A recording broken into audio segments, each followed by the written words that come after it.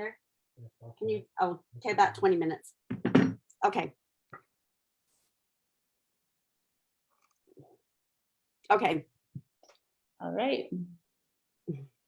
Hello, survivors. We are so excited to have a guest speaker here. Her name is Julia Lowry. And what's so neat about her is we connected after Layla passed away. It was probably about a year and a half ago, maybe even 2 years ago, when she reached out to me and asked me about Layla. She actually said, what happened? And she just was very kind and awesome about, you know, showing interest in my child, even though she had never, ever known me. What is interesting about this group of loss is you have a connection automatically with others who have lost. And with Julie, I'm excited to hear the story because I don't know the whole entire story. She's told me little bits and pieces, but I'm excited to hear about how she's been able to go through the loss of 2 children, not 1, 2 children, and how she is still smiling and she is still living, and how she is now writing a book that we are all going to be so excited to read because it includes so many different situations and experiences of the loss of a child and of others. So Julie, can you tell us a little bit about yourself, just so people know where you're from and kind of what you do and what inspired you? Yeah, I grew up in San Jose, California. I was born in Manti, Utah, but my husband and I met and married, and we've lived in Highland for about 25 years. And we have 5 living children. There's 4 children in heaven. And yeah, so we've lost 4. And yeah, it's been quite a journey through the ups and downs and everything. But yeah, that's just what we're going through. I'm sorry that I said 2. I did not hear about the other 2. So holy. Yeah, Hey, they're babies. you have 20 minutes to tell us all about your 4 babies in heaven, because you are an amazing mom to go through that, because my heart just aches for you every time you've had to experience that. Oh my goodness. Do you mind telling us whatever you want to share about your story? Okay. Oh, sorry, this little guy. Thanks, buddy. Hey, we all know people who had losses. Every one of us. Sorry, I might be reading some of this because I've, written it down and stuff. But my book, I was not planning on writing a book. I'm a pianist. I've taught piano lessons for years. That's what I know. I do not know writing. Have never aspired to write a book. That's why when I got these promptings many years ago from the Lord, I was just overcome. And I thought, why should I write a book about my family? Because for many years, it was just write about your family. And I thought, so many people have been through so much more. Why should I write a book? This isn't going to, I don't know how to write, first of all. And so I'm still baffled at this point. I still don't know what, although it will help people. So that's, what I'm hoping for. But there are many stories told in my book, and they are so heart-wrenching. When they're sent to me and I first read them, I'm just like getting through it, and I'm sitting there going, okay, I can get through it, and then we'll start the editing process. And then from then on, I can just do words and everything. But the actual reading and getting to know the story, oh my goodness, some of these stories are so heartbreaking. As you know, there's drownings and babies and illness and suicide and an avalanche, and a girl fell off a cliff when her best friend was there watching it. I mean, there's just so many heartbreaking things. And the way I found some people, because people say, well, how did you find everyone? Because there's about 40 people sharing in my book. And I've talked to many, many more who were going to share and then didn't. So then I get another couple people to share. But I just run into someone and we'd get talking, and I'd hear that they lost a child. And to ask someone to share their most heartbreaking, difficult times they have ever had in their life, when they're so down and despondent, it is really hard to say, could you please write everything down? go through the heartache again, get broken down into those pieces to where you can hardly breathe, and write it down for me to have in my book. That's really hard. And there's a couple of people that we're going to share. And after a while, after a few months, they said, no, we just don't feel like sharing it. And it was two separate people. They had lost all of their faith. They had lost everything. They had been good Christians. They didn't believe in God. They didn't go to church. They felt so bitter toward God. And they said, I don't think that's what you want in your book, what you want conveying. And I said, no, if that's what your grief has done with you, for you, I want that in my book. I don't want this to be all roses and cherries and everything is great and stuff. Grief is hard. And if that is what your grief has done, that is your reality. And so they decided decided that they didn't want to do that and didn't share in it. Julie, I can remember the moment that you asked me, and I was like, it's reliving. It's oh yes, living the experience. And at first I was all like, okay, I need to do it because I'm never going to write about this. I'm not going to be able to dive in there. And I remember asking my sister-in-law, will you help me write this? Because I don't know how to word it. I don't know really the hard feelings. And like at that time, I was at a better spot. I think God was carrying me at that moment, because later on I felt more down, Right. But honestly, it's one of those things that I feel like I would have never done if you would have never asked me to. And when I look back on it, it's actually a treasure to me, because I'm like, I was able to pour out my soul of how gut-wrenching, but then I still had hope, which I'm so grateful I had, because I know some people don't feel that way too. Oh yeah. After writing it, And yours was fairly recent. Yes. I didn't know if I dared approach you, because yours was, usually I don't approach them unless it's been longer for them to kind of go through that, because yours, I thought, oh my goodness, it's still so fresh. Yeah, that was very recent. That it was kind of therapeutic to me, I'll be honest. And it's amazing that I did. A lot of people have. I was glad that you did, though, because that's something that I'll treasure forever, those feelings. And yeah, feelings change, but it's still very similar, That was cool. So our first little baby boy, I was so excited to get pregnant with him. And I was young, I got married young, and things went well. Things went perfect. Everything was great. And we were down in San Jose visiting my parents. My husband was actually selling church books down there for a summer job. And my dad wanted to feel, I said, do you want to feel your grandchild move? Do you want it? So tried to move the baby and wake him up. And there was no movement.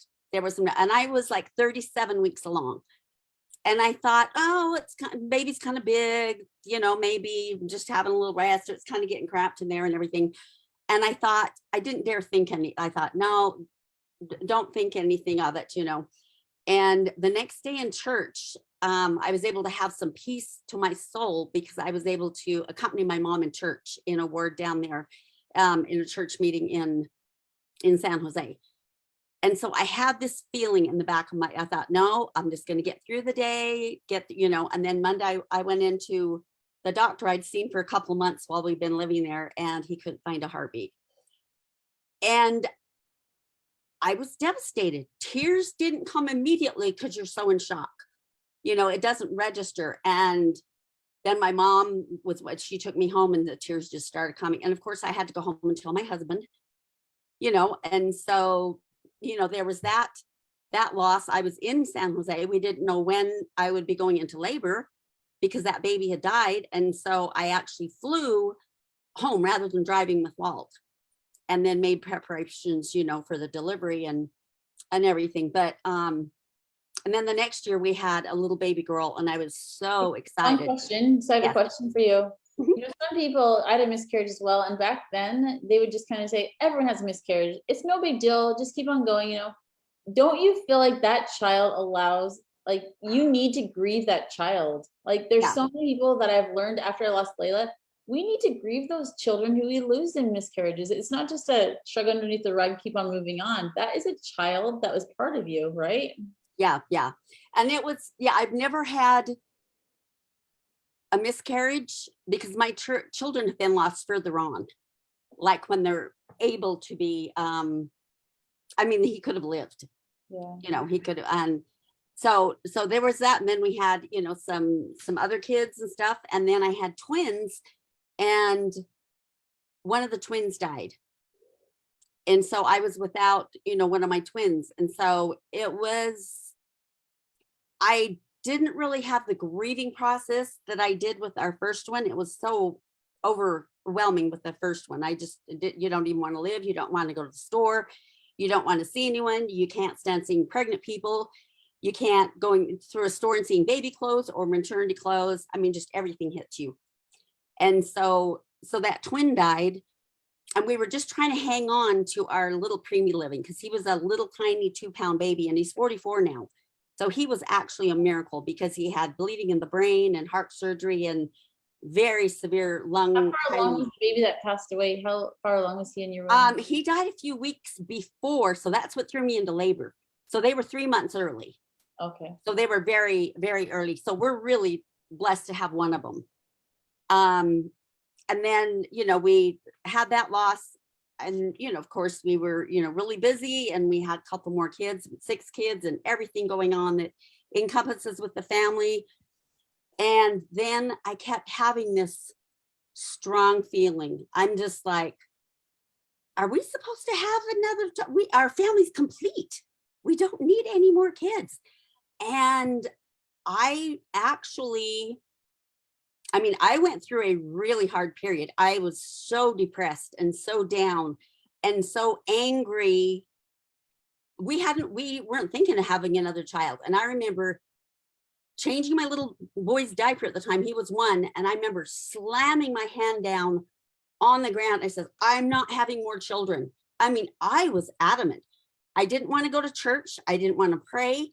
I was just losing, you know, it's like Satan was doing a number on me. He didn't want this little girl to be born. And so we had an amazing experience. She let us know that she was still to come. And so the pregnancy went great. Everything was fine. We moved down to Arizona when I was 7 months pregnant. And then I went to have her. We went to the hospital. Everything was fine. Told the kids we're going to go have baby Nicole. And they told me to go home because my labor was just kind of fizzling out. They says, come back when your labor gets stronger, because we have 2 other ladies hooked up. And then the next day she was gone. Full term, ready to have her, and she was gone. I was devastated on the way home from finding out she was gone. I wanted to jump out of the car. I was yelling and screaming and pounding on it was too much. I thought, I can't go through this again. I know the pain. I know the aches and the heartache, and it's too much. How can I do this? And so gradually you know, pull it together, and you start going through things and stuff. But, you know, you just kind of pull yourselves back together and go on with your family. And one of our sons, he's the second from the youngest. His name is Derek. And he was such a funny kid. Oh my goodness, he was fun. He had so many friends. Just that he would come up with these one-liners, and he was just just a really funny kid. He wasn't a show off. He was kind of a quiet, you know, funny kid. But one day he stayed home from church, and I stayed home with him because I had broken ribs. We had the best talk sitting on my bed. And he was getting over a virus, and so he wasn't feeling good, you know, and we visited and everything.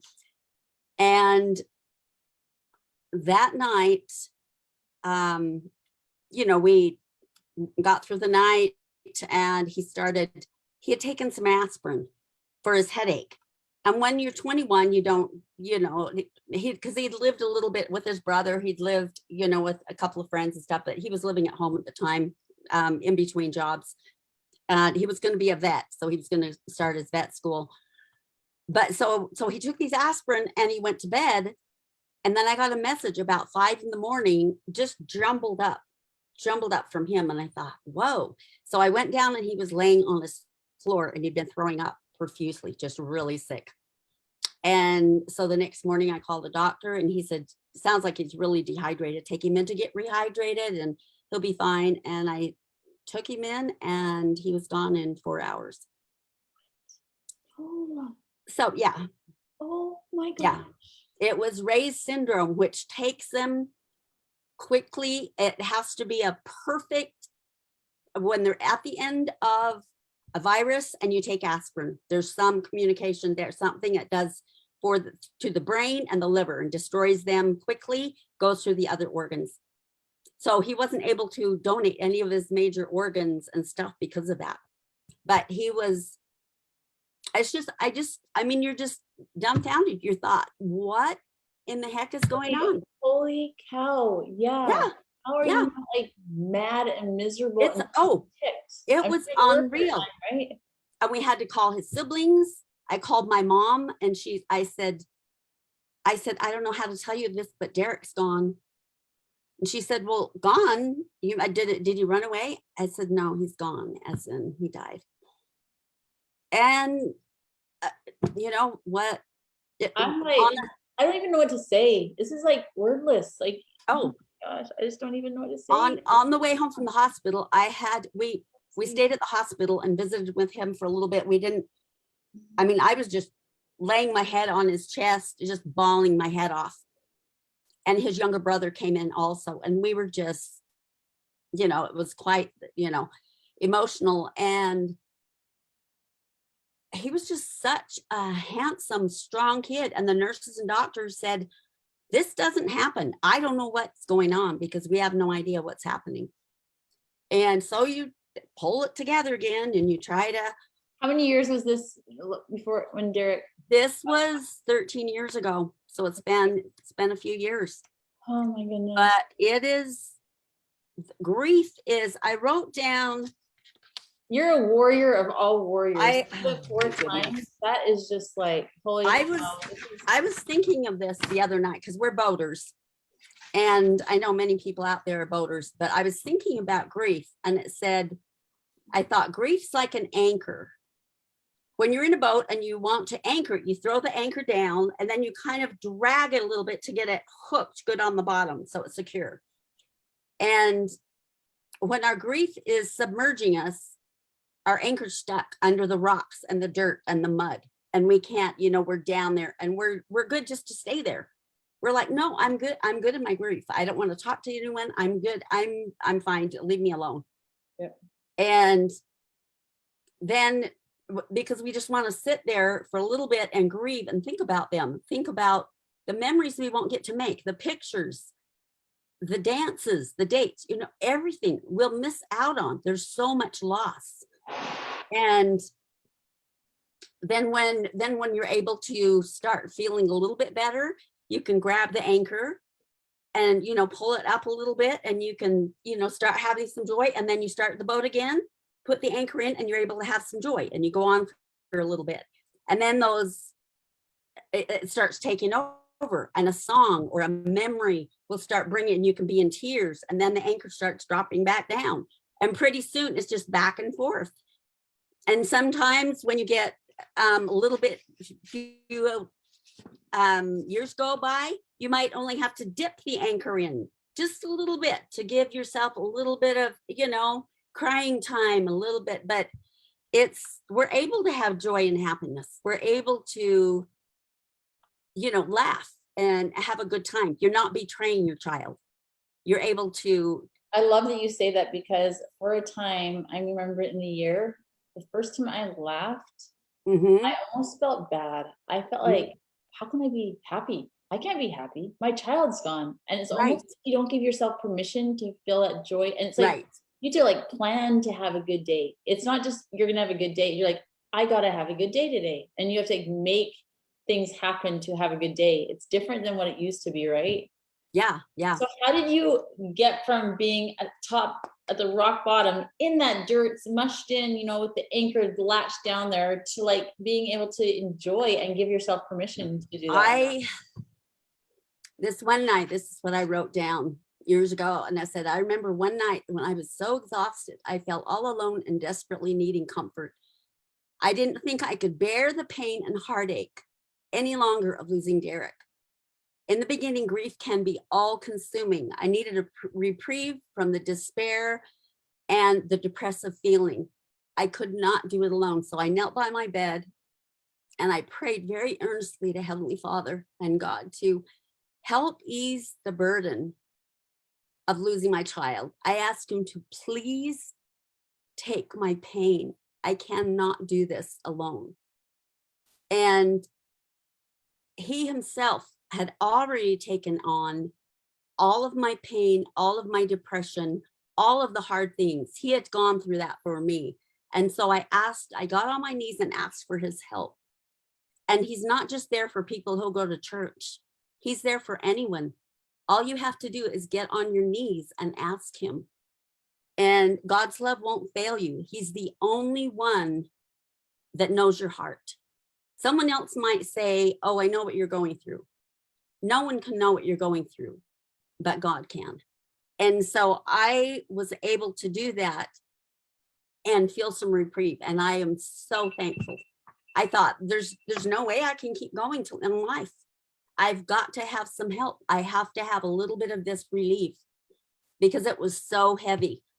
At time after time after time, I thought I didn't want to face. When I found out another child had died, I thought, nope, I know I can't do this. And some people, occasionally people have said to me, I have no idea how you're doing that. There's no way I could go through that. And it's like, well, I wasn't given a choice.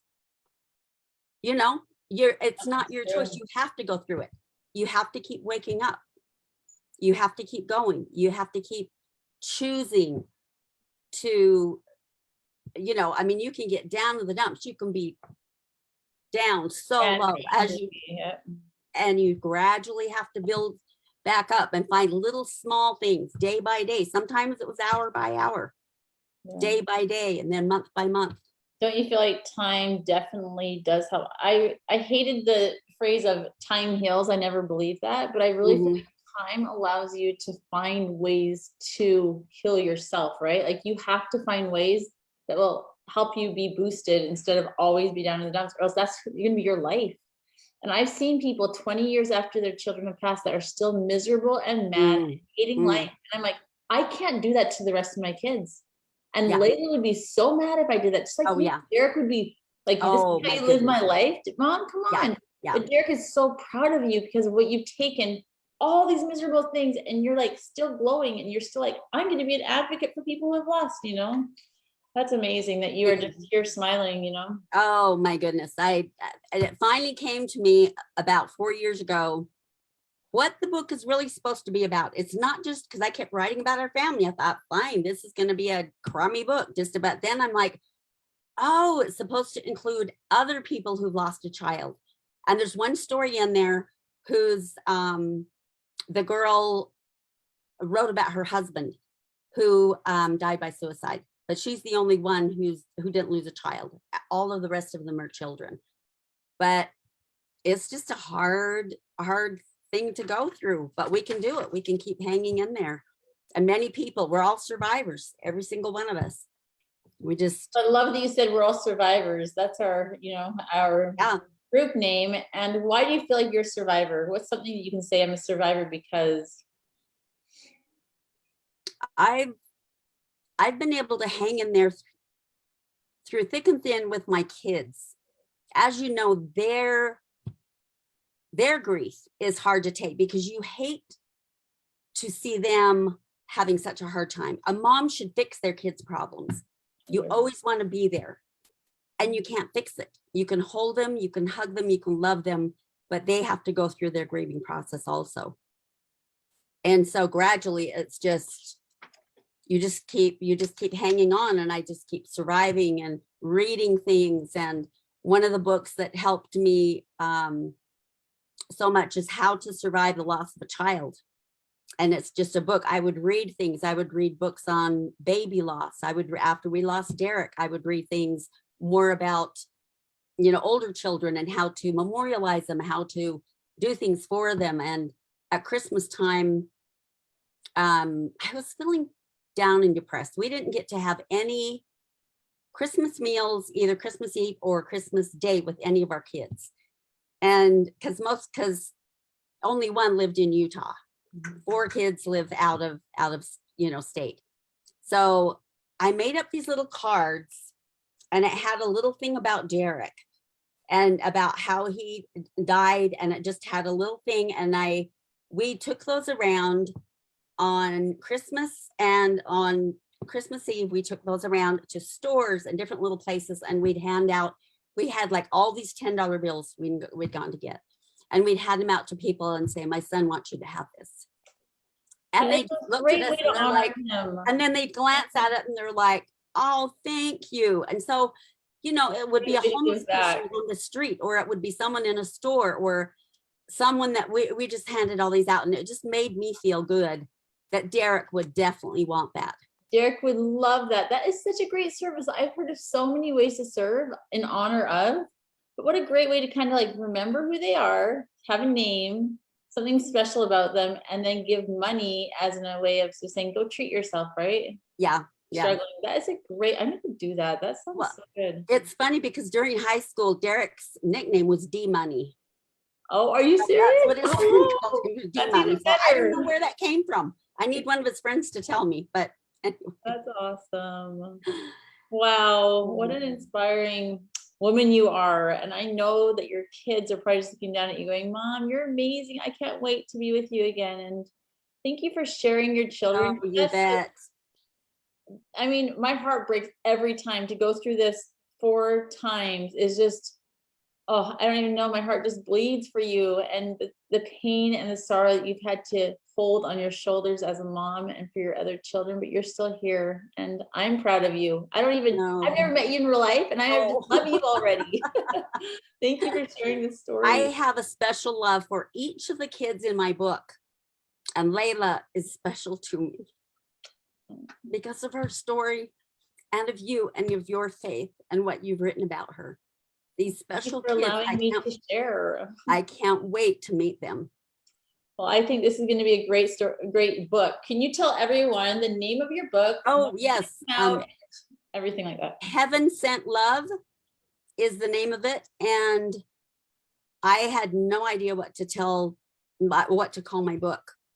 And there was a night for a women's get together. It was like a little beforehand Christmas time, and they wanted us to think about Christ and have more Christ in our life during the holidays.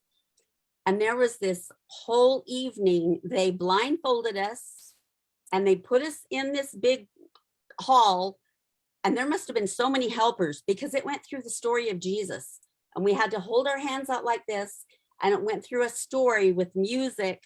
And as they came and handed us hay when he was born, and they came and handed us each little thing, and when he would do he healed the daughter of Jairus, and you could almost, from the description, they shined a light in your eyes, and I don't know how they did this, and you could hear and feel her being risen, and it was incredible. And then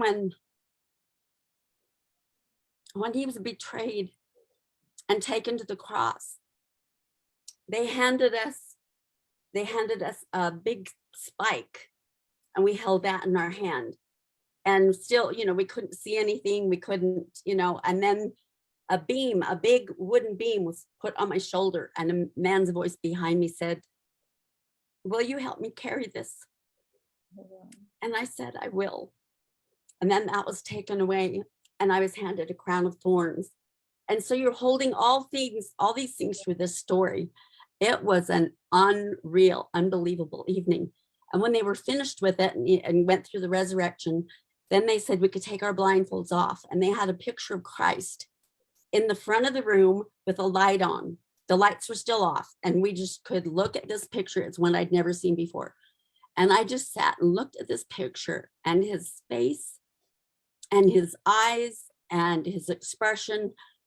What a sense of love I have for him. And then they didn't want us to be loud through the evening and go visiting with people and everything, And so I just got in my car. Oh, before we were, little preface here, before we'd been taken in that room and blindfolded, there'd been some little snacks and people had been visiting. So my one friend, Betsy, had said, do you know what you're calling your book yet? And I said, no, I don't. She said, one of your little angels will whisper it to you. And so after this marvelous evening, I was on my way home and I parked the car and walked in the house, and I was going up the stairs and the words came to me, heaven sent love. And I knew that's what I was gonna, that was the name of it. You've never heard of a title like that? Yeah. Oh, why would God not send love to everyone? Yeah. Sometimes we feel left alone, but he still loves us. He is still a good God, right? Yeah. I Yeah. love that. That's a So that's where my, little angel whispered it to me, one of my kids. so special. Oh, they still work up there. They're working on Yeah. many things up there that we have no idea. So Mhm. when does this book come out? Do we know yet the date, or? It is in the process of it's with a lady in Idaho right now. She's doing the final editing, and I made up the cover for the front and back. Oh, so good. she's finishing the cover and putting that together. And so hopefully it'll be through Amazon. Okay, so when it does come available, you will contact me and I will totally Yes. post it on Survivors so everybody Yes. can find the book. Yeah, I will put it on Facebook. We'll put it on every place, and yeah. And So maybe I when would it comes out, definitely- we'll meet again and we'll actually talk about it more, and then we can do some, I'll do some giveaways too, where they can Mhm. get their books in their hands. So that would be wonderful. Oh yeah, it's just, I just can't even believe that this is actually happening. It's gonna because of the- happen and it's gonna be big, and I already know I'm gonna love it. I'm probably gonna buy a bunch of them just because Oh. Layla's in there too. So I have a connection right there, right? Yeah. Really. That's awesome. Is there Oh, anything else that you wanted to share with the survivors? Anyone else that has lost a child, and just any inspiration or anything that you just you're wanna tell them? stronger than you think. Yes, so That's what you're stronger. You can go through more than you think, because a lot of times you're just like, I can't do this. I'm done. There's no way. And you do go through really hard times, but you're stronger than you think. The body, the mind, the spirit's resilient and wants to keep going. You have that ability to keep hanging in there and keep going. So much. everyone who's been through it knows what I'm talking about. We're all in this club we don't want to be in. So true, but that's why we need each other, right? To just say, We do. I got through it, you can get through it, and the next person can get through it, and we're all going to get through it, and we are stronger than we think. We're And heaven sent stronger. love is the way, because God loves us still, and we cannot wait to get that into our hands. Oh, well, thank you. Thank you so much, Julie. Thank you for being thank you, on Shannon. Survivors tonight. Thank you for being a survivor. Thank you for going through so much crap in your life, but coming out as a sunshine to others. And we are so excited to read your book, Heaven Sent Love. Thank you so much. Thank you, Shannon. Okay. Thank you. We'll talk to you soon, okay? Bye. Okay. Thank you. Bye-bye. Yeah.